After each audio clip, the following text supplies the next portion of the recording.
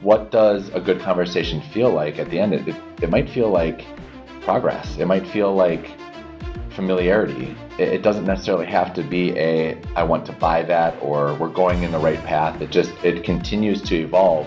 On this episode of Breaking Sales, Dan and I sit down with Michael Velichka and Sean Cadigan, two senior sales directors at PointB. These two have decades of experience consulting enterprise-level leaders on multi-million-dollar projects. Despite the wealth of expertise and knowledge they bring to their efforts each and every day, they continue to embrace improvement and a growth mindset. They share what it's been like to integrate the Lapin 180 process and methodology into their business development efforts, and how it's improved the conversations they're having with clients and prospects. Let's join the conversation now.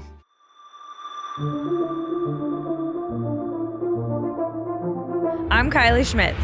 I'm Dan Lapin, and this is Breaking Sales, a nonconformist take on rejecting the sales status quo.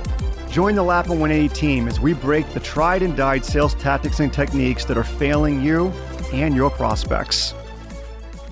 It's been an interesting experience so far. We've had some recent successes when we've applied some of the principles and methodology, but it has been challenging to kind of move your mindset, right? So you've been doing this for 30 years, and all of a sudden we've got this new way to do it that you feel good about, that you can certainly see the benefits of, but making that reality has certainly been challenging and difficult in the sense of trusting the process. Yeah, for our listeners, think about this. Think how hard this would be. So we all get accustomed to routines and habits, and we get into these comfort zones and we enjoy the familiar. So for our listeners, think about this. It's Friday night. You want to go to this restaurant you always go to. And you go to this restaurant because it's familiar. You get the same dish or same one of three dishes. You might sit in the same area, the same part of the bar. You have the same server. And you go and it just feels good because it's easy. And then all of a sudden, the restaurant goes out of business and you got to find a new restaurant. As simple as that sounds, go through that experience. Pick a new restaurant for the next 4 weeks and see how you feel when you're telling yourself you can't go to what you're familiar with. And so I think that's a great way for people to experience this idea of trying something new and doing something different. It's not as easy as it sounds. Partnering in this change is one of the key elements that I've learned recently, right? Having a partner in this change behavior in Sean has been monumental in keeping each other on task and debriefing in our conversations and sticking to what we're trying to achieve that might be different than what we're comfortable with. So holding each other accountable has been a big part of this. Working with Kylie is a big part of this. To constantly be looking at how we're evaluating our conversations, what we're seeking in those conversations, and how we're executing in those conversations to ensure that our prospects are guiding and driving the conversation, but we are looking for them to answer certain questions or to move down the path in a way that we believe is best. Michael, you mentioned what you're seeking in those conversations. Do you mind expanding on that a little bit? Has anything shifted for you from what you were seeking in your conversations with clients and prospects prior to some of this training and maybe a different approach? Most definitely. Prior approaches were very focused on what solutions we believed they needed and proving to them in that process that we had the right solution before we knew everything we could know about their current state and before we let them partner with us on what the best outcome might look like. We may end up in the exact same place that we thought we wanted to be at the beginning of the conversation, but by letting our clients or our prospects drive those conversations, by us guiding them, we've gotten to different velocity with our path forward, with the ability to collaborate on an outcome that we can support, right? Whether that's a sale, whether that's additional knowledge, whether that's some other sort of advice or advisory capability. Really starting with our clients and our prospects on the microphone and with them sharing more has been very helpful in getting to a more robust outcome. Let's back up a little bit even on that, Michael, right? So I know you guys do a lot of prep And traditional prep would be you'd pull a team together, and you would pull that team together based on their expertise in the vertical that they've had the experiences in. And you guys would think about what questions are we going to ask, but you would also think about what solutions do we have that they might be interested in. And then when you went in there, as much as you guys would want to ask questions, that prospect might say, hey, we're having some challenges with this transformation, or we're having some challenges in this part of our business and streamlining. And before you know it, there'd be quite a few of your teammates with a lot of expertise that might be starting to jump in with solutions, and you guys haven't really learned anything yet. So how has that all shifted now? Can the two of you share a little bit how you guys prep now for these meetings and how that started to shift? Yeah, that's a good point, Dan. I mean, we've got two recent examples where we were introduced to some executives in industries that we're highly focused in, and they had some issues that they wanted to solve for, right? Some challenges. The typical email, hey, we got your name from so-and-so, come on in and talk to us about this problem. I want to learn where you've done this before and who you've worked with in the past. So right off the gate, we're in sales mode. That's the expectation. And so Michael and I now pull that back and we reframe it back to the potential prospect and say, that's great, but before we get into that, we need to learn a little bit more about the situation and the genesis of such. And then from there, we can listen and learn and add content and questions appropriately that drive the conversation to a more productive outcome, which is more client-centric. And so our preps take that framework into consideration now so that when we get our teams together, it's really about the client, right? Here's the problem that they've provided. Here is how we want to tackle the conversation. Right, it's client first, it's solution second, and it's really around that how and if statement that you guys always use with us. How and if we can help, if at all, and if we can't, that's okay. So it really takes away the tension and a lot of the biases of the sales experience, and it creates more of a productive, collaborative discussion that's proven to be quite successful. You said something interesting, Sean, and I loved it. You said how you're able to reduce some of that pre-meeting tension that you're feeling. Can you talk a little bit about that? Like, what would that feel like maybe 2 years ago or a year and a half ago? And what does it feel like now? And maybe you share a little bit more about that how and if part that you'd mentioned. I would say the tension prior to engaging with the Lapin training program was we got to sell something. We've got to try to help a client, but it's really rooted in what's PointB want to do, right? Around that solution or capability that we want to focus in on. We hear something and we just drive right to, hey, we can help solve that. And is it the right answer? Maybe, maybe not. Is the timing right? Maybe, maybe not. And so now our mindset is more of a neutral mindset where we're not here to sell anything. We're not here to solve anything. We're here to listen and learn and see if we can help.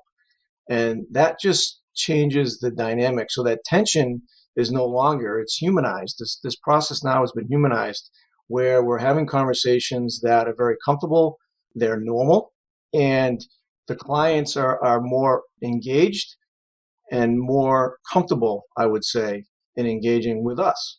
And the results would bear that out. So I think that the tension is gone.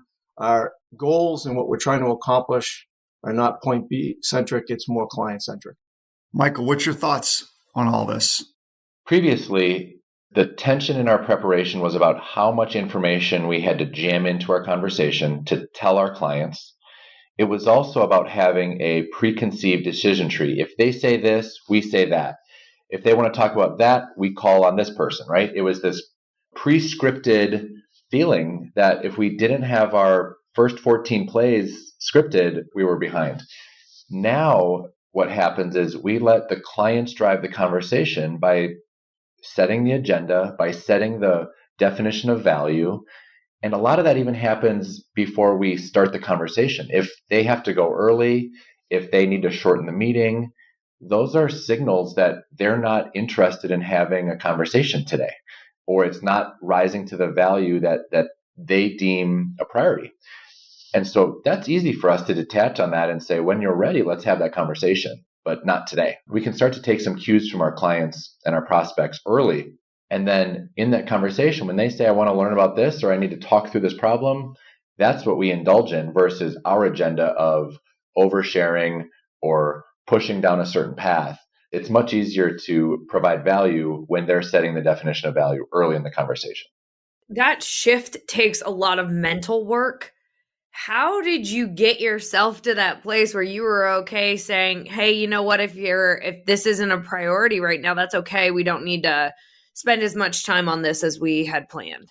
You're right. It's a habit that dies hard because we have this feeling of scarcity when we're with our clients and our prospects. Their time is valuable. We want to move forward with either a yes or a no. And what happens when you let go of that tension is you realize that you weren't actually having an impact on the outcome anyway. It was preordained if they were going to say yes or no. And what we discover by detaching like that is we can provide a better relationship and a better experience by letting the prospect drive the conversation because it gets to where they're going to go anyway. And it actually builds tension, negative tension, when we're holding on to that script so tightly. So what got me to that place was trying it a few times and letting the reality be the guide. What was it like trying it the first couple times? It's healthy. I mean, it feels good. We're in a position where we have a robust network. This isn't a startup. We're not going to shut down if we don't have a good conversation right now. So there's a little bit of that mindset that you have to take a step back and understand the larger picture, and the annual goals and the 5-year plan have to be front and center versus the 1-hour plan. And so when you focus on that bigger picture, it allows you to try new techniques because they're not offensive. They're not pushy. They're not challenger. They're really consultative. They're really client and human centered, which makes a better experience for everyone, regardless of the outcome. If that conversation is enjoyable by everyone on the phone, we're more likely to have a future conversation, regardless of a yes or a no or immediate next steps. So it's trying it, it's seeing the big picture and trying new things that work and then tweaking along the way, which Sean and I do in a debrief or in a prep for our next meeting. We look at what's worked, we do a retrospective, and we constantly tweak on the model. Can you think of a moment where you were in one of these conversations and there was just something you wanted to say or something you wanted to ask, but you had the one voice on your shoulder, especially at the beginning, that was saying, hey, be careful here. This meeting seems to be going really well. It seems like they may want to talk again, or they might want some kind of proposal, so don't screw it up. But the other voice over here was saying to you guys, well, wait a minute. We need to find this out. This is something important that we need to understand how they're thinking about this or why they're thinking that way. And then the other voice kicks in, yeah, let it go, let it go. You're going to end up getting a chance to propose anyways. Have you ever had any of those moments in a conversation? And if so, can you share one? Dan, I've got a couple, and I think you're using the word propose, which is interesting because after the conversations, we shouldn't be proposing. We should be fortifying what we've already discussed. We should be memorializing the conversation with either a statement of work or a set of notes. When that first voice you mentioned says, just stop talking because we've got a green light to propose, in 3 days, you're going to be wondering the answer to the question that the other shoulder is asking now. And if we can't memorialize those facts, these are things like budget, key decision makers, when we need to get started, or what's at jeopardy if we don't do this well, right? Someone's career, potentially, a division gets shut down. We're missing elements of reality that need to go into that proposal, as you're terming it. But we should be closing as much of these details as possible in those live conversations so that there isn't any guesswork that goes into those documents. And so that's why the second shoulder should be winning is, again, if you're thinking about the annual plan or the 5-year plan, we've already started the work. We've gotten to the next phase. Well, where are we going to trip up, and where's the client going to have a bad experience, or where's the prospect going to see some chasm between what we talked about and what their experience is? So that's why you listen to the person on the second shoulder, because those are all pieces of reality that we'll all face in due time. So I think, again, that future thinking mindset, that detachment of getting an opportunity to help versus really partnering and collaborating creates a different experience in those initial conversations. Sean, any examples that you can think of where you had the back and forth, one on one shoulder, one on the other, and you had to make a decision what you were going to do? It's become easier now. We go back to trust the process, right? So we've adjusted our process, and it's become more comfortable to be able to lean on that second shoulder voice versus the first shoulder voice, right? And when you start doing it and you start to see the positive reaction and the engagement back from the prospect when you ask those difficult questions or you challenge a particular statement or idea that's necessary to drive to the right outcome on behalf of the client, you get more confident that this is the way to do it, and you do it more and more, and it becomes part of that process. Can you guys think of a specific interaction maybe where there was a reaction that a prospect gave you that you kind of sat back and thought, this is working? It's what you're missing, actually, that makes you have that reality. So it's not always a, yes, I love this statement. It's lack of friction. It's a fluidity that exists where you almost don't make that realization until you hang up that, how do we define that call? Was that a sales call? Was it a prospecting call? Was that a delivery call? Was that an advisory call? Because it doesn't fit the natural tension that we talked about in the prep. What does a good conversation feel like at the end? It might feel like progress. It might feel like familiarity. It doesn't necessarily have to be I want to buy that, or we're going in the right path. It continues to evolve. So it's actually, Dan, for me, it's the lack of tension or friction that makes you realize you're going down a positive, productive path with a prospect, or you're building the relationship through the conversation versus something that specifically happens.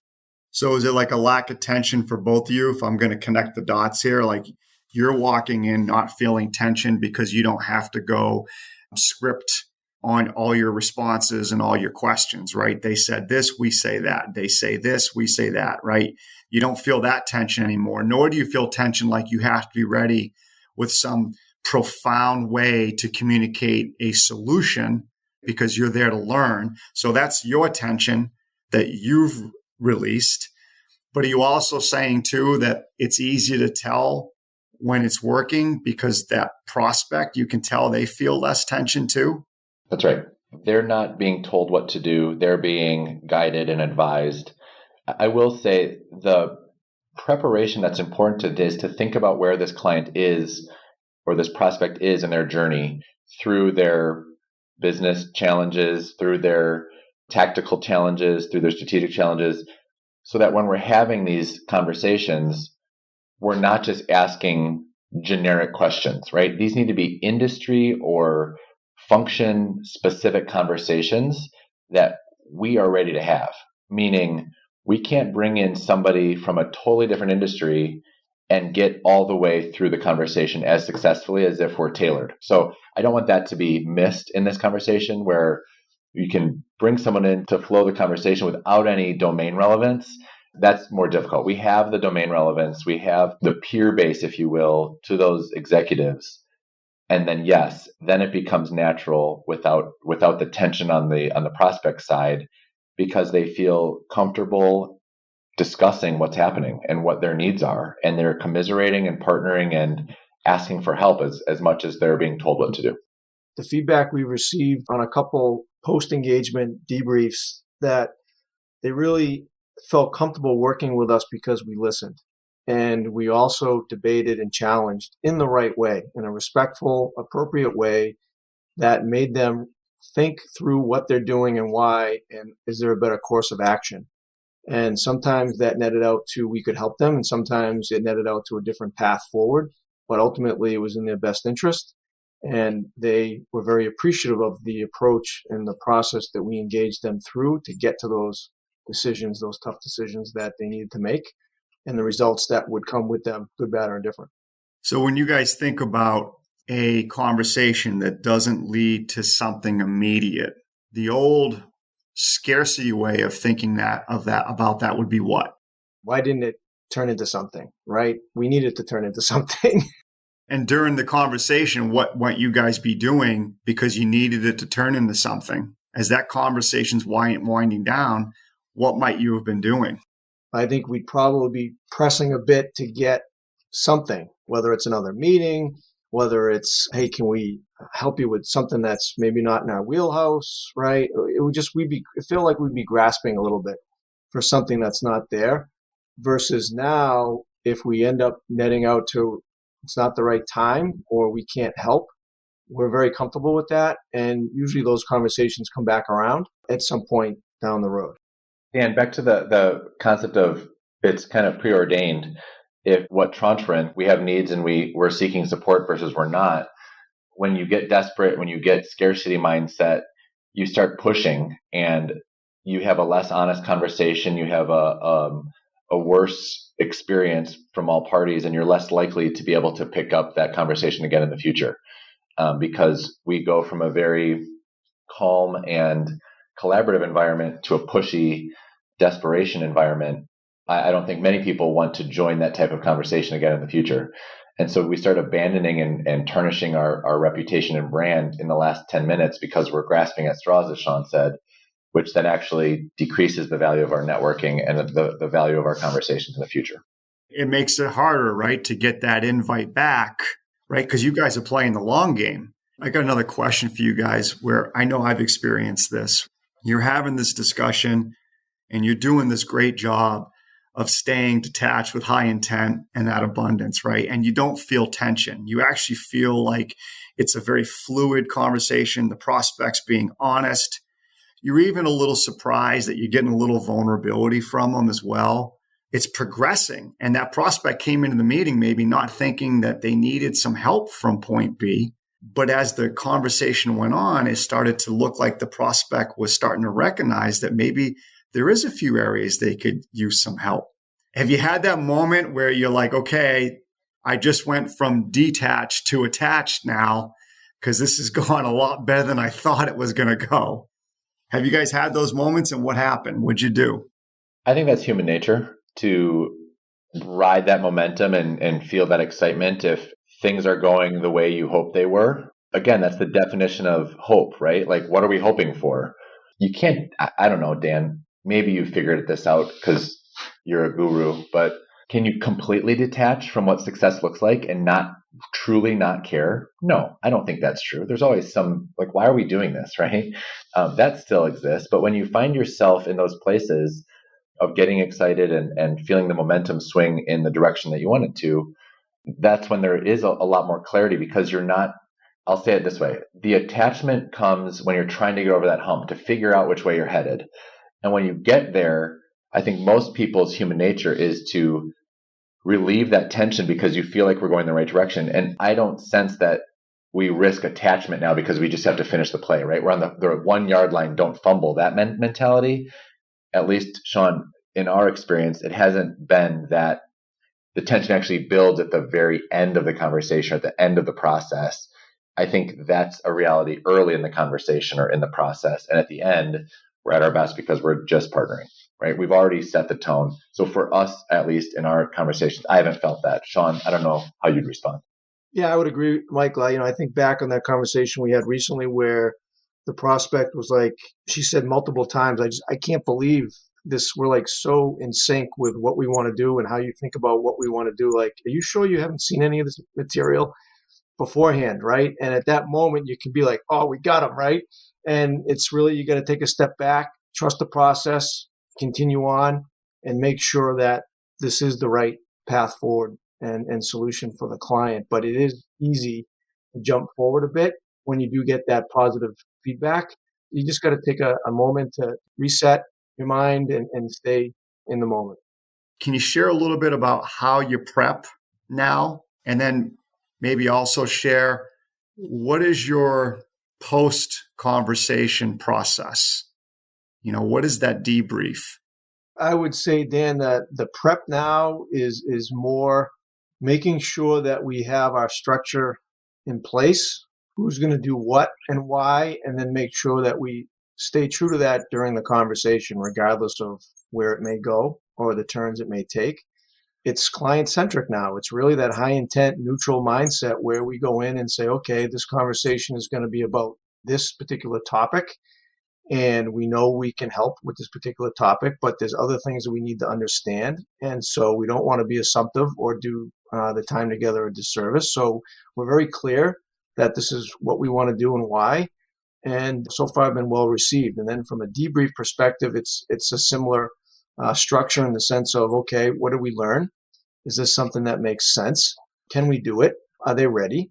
Who else do we need for this next step, if there is a next step? And we always make sure that the client is really calling the shots. So even when we wrap up our meetings, the client is dictating next steps, not us. So we'll ask them what they thought, what were the highlights, what resonated, if nothing, that type of thing. How would you like to proceed? And so it's always driven on the client timeline and not our timeline. I think that's a huge distinction that has boded well for us. And we always have clear next steps identified and usually executed at that time of the meeting, whatever that next step may be. Dan, what I'd add to that is to not forget the basics. Remember the basic things. Who's got the microphone first? What are you going to say? What's our mindset going in? Just refresh on the basics is always a helpful thing, especially as these behaviors become ingrained and normalized. You can get ahead of yourself and think about all of the domain relevance and the content we're going to be walking through and get mired in those realities. But remembering the basics has been key for us as well. Anything in particular that you guys do there to try to ensure that you do stay in the moment as you're listening to the prospect? Yeah, when we're getting into the dialogue and we hit on a particular area of interest or importance, to maintain your curiosity and interest in what we're talking about, right? So staying in the moment, asking the questions, maybe going a layer or two deep, especially when they say, I have a problem, I want to solve it.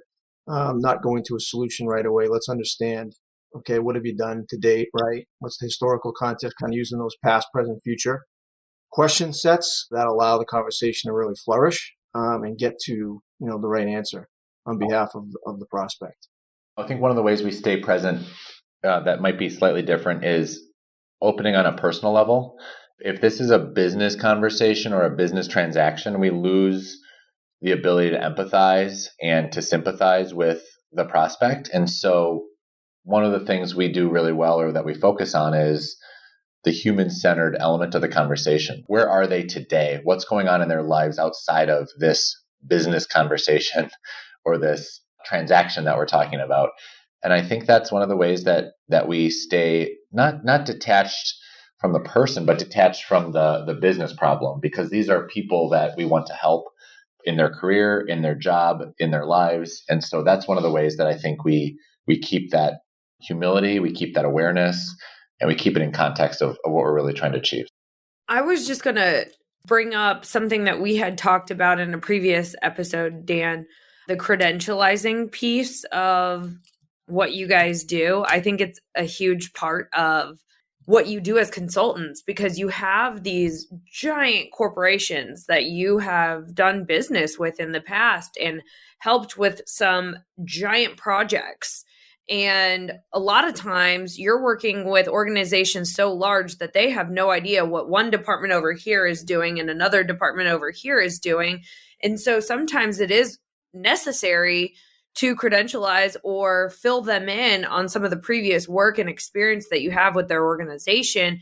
But how do you do that from a detached, high intent, abundant way?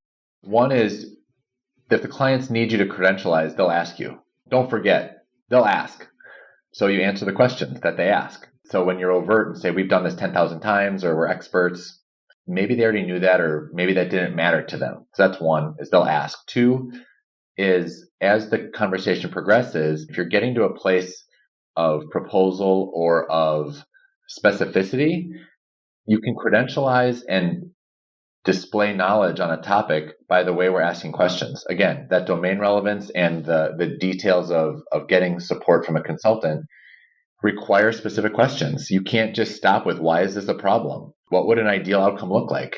Anyone can ask those two questions and advance a conversation, but to get into the heart of the matter, you need to have done this before or need to understand likely where this is headed, which is how we credentialize, is through the questions we're asking, not in displaying the knowledge.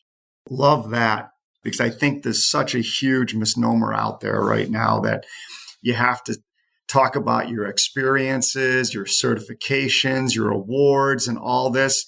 I don't think people care. I think it's so powerful when you can do it and it's done because of the questions that you're asking and how you're helping that prospect think differently about their business. I think somebody can ask you for your credentials in a way to disqualify you. And then there's another way they can ask to better understand your history with their organization. How can you delineate between the two in an actual conversation? Because I'm sure you guys have gotten asked that question.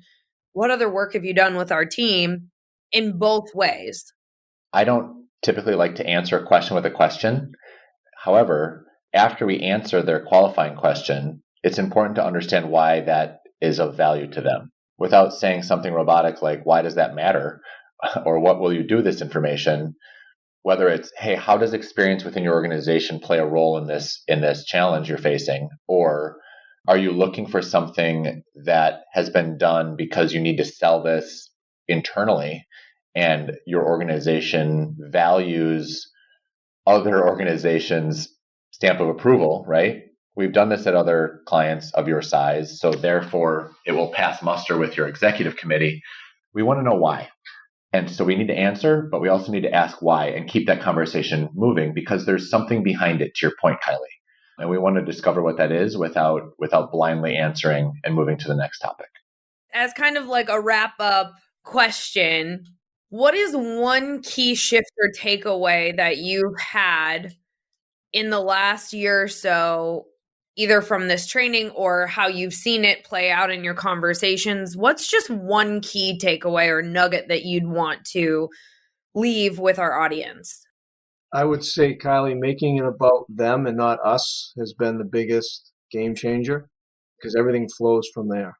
Once we started consciously doing it that way, the results followed, and our clients were extremely happy with the work that we've done and the relationships that have been developed. So I would say moving it from a sales experience to a high intent, neutral, client-centric experience has really made massive payoff for both sides. Mine would be self-awareness. There are a lot of changes that can and should be made based on the training material, based on best practice.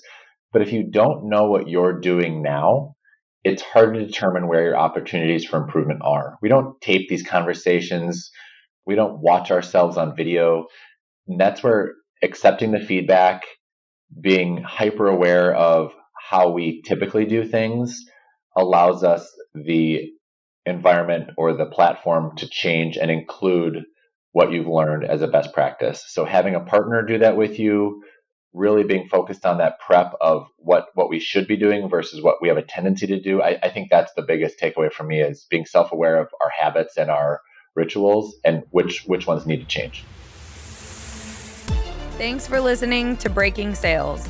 If you want to get engaged with us outside of this podcast, be sure to go to our website, lappin180.com. That's LAPPIN180.com. And there you'll find information on upcoming workshops, different events we're doing throughout the United States, ways to engage with us on social media, as well as a form where you can suggest topics or guests for the podcast. We want to hear from you, so don't be shy. Kylie out. All right. Do we have another episode?